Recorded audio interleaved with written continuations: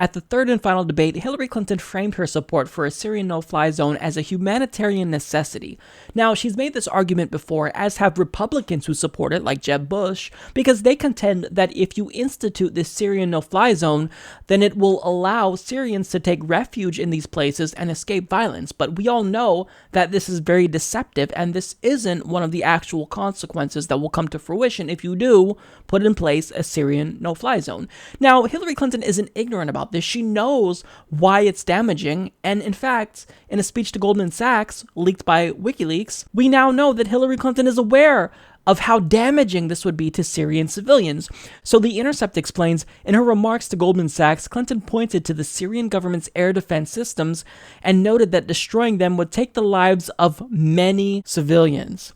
They're getting more sophisticated thanks to Russian imports. To have a no-fly zone, you have to take out all of the air defense, many of which are located in populated areas. So our missiles, even if they are standoff missiles, so we're not putting our pilots at risk, you're going to kill a lot of civilians, she said. So all of a sudden, this intervention that people talk about so glibly becomes an American and NATO involvement where you take a lot of civilians. While Clinton admitted these complications in establishing a no-fly zone, she also urged other forms of intervention, and there is still an argument that goes on inside the administration and inside our friends at NATO and the Europeans. How to intervene. My view was you intervene as covertly as possible for Americans to intervene. We used to be much better at this than we are now, she said. And that's because we now have print media and we can see pictures and get video footage, so the government can't lie to us as much.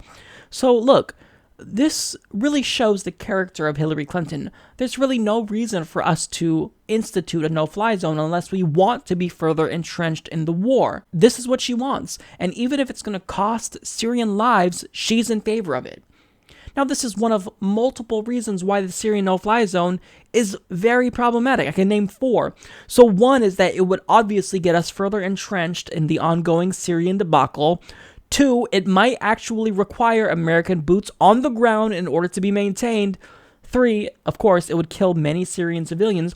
And 4, it could reignite a new Cold War. So why would you want this? If you know the facts, if you know that this would kill civilians, why would Hillary Clinton support this?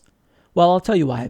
It's because her donors want her to. So this is really troubling that Hillary Clinton is basically putting profit above life. And this is one of the main reasons why progressives just can't support Hillary Clinton. It's a lose-lose situation except for your donors. So why would you do it? It just doesn't make sense. And look, here's the thing that I have to state. Donald Trump also supports a Syrian no-fly zone. During the VP debate, Mike Pence and Tim Kaine were in vigorous agreement about the Syrian no-fly zone. So regardless of who wins, we're getting a Syrian no-fly zone. This is going to be a reality, but now we know what's going to happen. It's going to kill civilians. We're probably going to need boots on the ground to maintain it, and we might just start a new Cold War because of it. This is what you have to choose from. Either Hillary Clinton or Donald Trump is your options of who's going to win. You can vote third party, but one of those two will win, and guess what's going to happen? You're getting a Syrian no-fly zone. So if Russia crosses that Syrian no-fly zone and violates it, then are you going to shoot down their planes, Hillary? Because that would be an act of war. And when she was asked about this during the primaries in a debate, she said, look, I don't think it would come to this. I don't think Russia would violate the Syrian no-fly zone. Really? Really? Because you seem to think that Russia is pretty bad. I mean, you blame them at every chance you get about hacking your emails and hacking John Podesta's emails and hacking the DNC's emails. So why would they not violate your no-fly zone? It just goes against logic, and I don't even know what to say about this. It's sad that this is the political situation that we face.